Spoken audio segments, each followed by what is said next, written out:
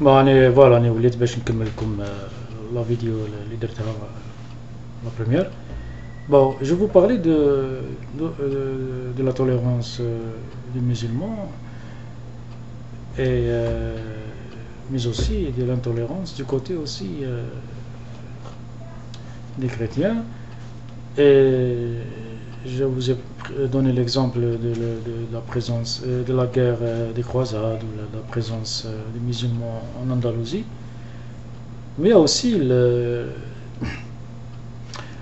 vous savez que en Mexique, il y a ce qu'on appelle il y a eu ce qu'on appelle la civilisation Inca, qui était une très grande civilisation à son époque, très avancée. Les Aztèques, le Mexique, la civilisation qui a été envahie par les Espagnols et qui ont massacré toute une civilisation et en plus ils ont détruit beaucoup de monuments, de richesses culturelles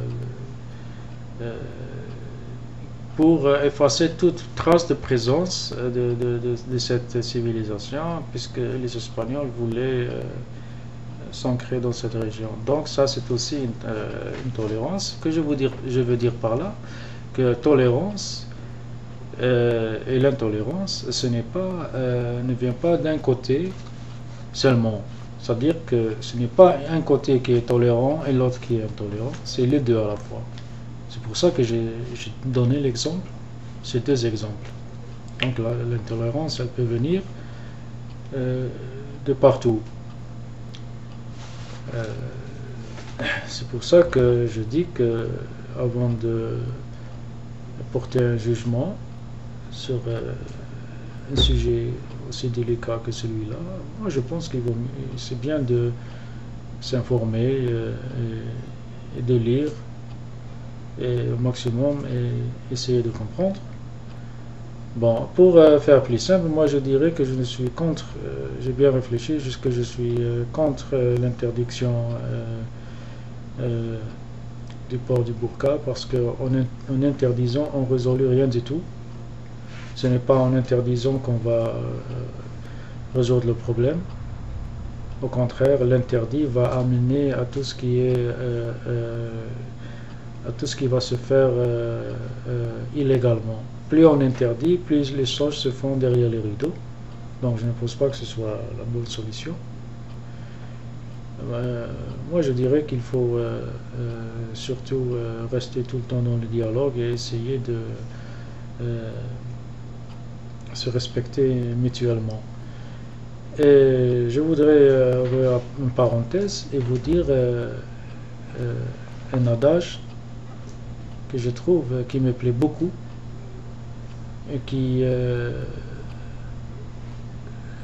doit